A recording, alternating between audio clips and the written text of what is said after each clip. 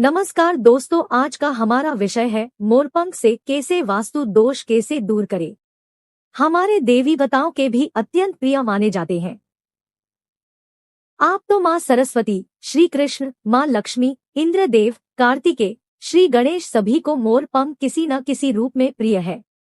इसके अलावा वास्तु शास्त्र और ज्योतिष में भी इसका अहम स्थान है। यही नहीं, मोर के पंख का हमारे जीवन पर भी गहरा असर पड़ता है। वास्तु के अनुसार मोर के पंख को अगर हम सही दिशा और सही तरीके से रखते हैं तो ये हमारी किस्मत भी बदल सकता है। आज हम आपको मोर पंख किस दिशा में रखना चाहिए और इसके फायदों से अवगत करवाने जा रहे हैं। तो आइए जानते हैं। जो व्यक्ति अपने घर में 2 मोरपंख रखता है, उस परिवार में कभी फूट पैदा नहीं होती है।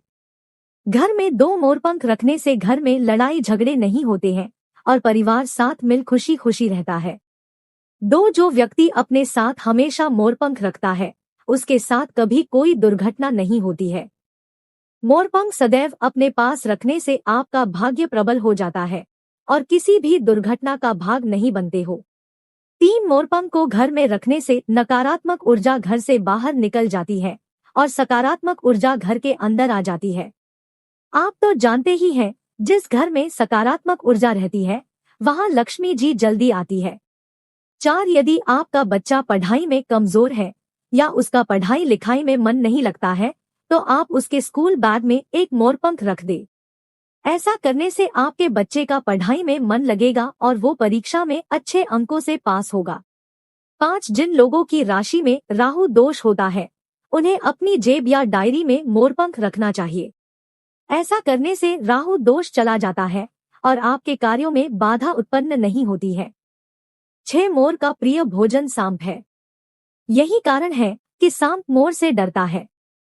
यदि आपको सांप से डर लगता है तो अपने पास एवं घर में एक मोर पंख जरूर रखें।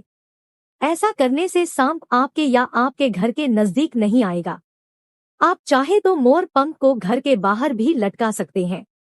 दोस्तों, वीडियो पसंद आती है तो चैनल को प्लीज सब्सक्राइब करें और वीडियो को लाइक करें।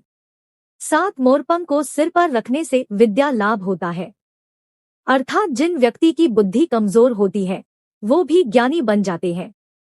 आप चाहे तो मोरपंख को अपनी टोपी पर लगा सकते हैं या घर में ही रोजाना कुछ घंटे सिर पर पहन सकते हैं। 8 घर का मुख्य द्वार यदि वास्तु के अनुसार नहीं बनाया लगा है तो उस द्वार पर 3 मोर पंख लगा दे। इस मोर पंख के नीचे आपको भगवान श्री गणेश जी का चित्र भी लगाना होगा। ऐसा करने से वास्तु दोष दूर हो जाता है और घर परिवार पर कोई भी मुसीबत या तकलीफ नहीं आती है। 9 यदि आपके जीवन में एक साथ दुखों का पहाड़ टूट पड़े और आप बहुत बड़ी मुसीबत में फंस जाए तो घर के कमरे या बेडरूम में मोर पंख लगाना चाहिए। इस बात का ध्यान रखें कि यह मोरपंख आपको कमरे के अग्निकोण में ही लगाना होगा। ऐसा करने से सारी मुसीबतें धीरे धीरे दूर चली जाती है। 10 ये तो सभी जानते हैं कि पति पत्नी में अक्सर लड़ाई झगड़े होते रहते हैं। ऐसे में सुखी दाम्पत्य जीवन के लिए शादी वाले एल्बम में एक मोरपंख लगा दे। ऐसा करने से पति पत्नी में झगड़े नहीं होंगे और प्रेम बढ़ेगा। मोरपंख को रात में अपने घर आंगन के बाहर रख दे। ऐसा करने से नकारात्मक ऊर्जा का नाश होता है और घर में शांति बनी रहती है। यदि आप जीवन में सदैव सफल होना चाहते हैं तो अपने पास एक मोरपंख रखना शुरू कर दे। इस मोरपंख से निकलने वाली पॉजिटिव एनर्जी आपको किसी भी काम में फेल नहीं होने देती है। 11 यदि आप रात को डरावने सपनों से परेशान रहते हैं तो अपने सिरहाने मोरपंख को रख कर सो जाए। ऐसा करने से डरावने सपने आना तो बंद होंगे ही, साथ ही आपको अगली सुबह मनमोहक होगी। 12 मोरपंख को कभी भी जमीन पर ना फेंके, इसे कृष्ण भगवान का अपमान माना जाता है। ऐसा करने से आपके घर की तरक्की रुक जाती है। साथ ही इस बात का भी ध्यान रहे कि आप मोरपंख को कभी लात ना मारे, वरना आपके साथ कोई हो सकता है। 13 यदि कोई व्यक्ति आपको अपनी मर्जी से खुशी खुशी मोरपंख देता है तो आपके जीवन की सफलता के सारे रास्ते खुल जाते हैं। बस इस बात का ध्यान रखें कि आपको उनसे यह मोरपंख मुंह से नहीं मांगना है, उन्हें ये आपको अपनी स्वेच्छा से देना होगा, तभी आपको इसका लाभ मिलेगा।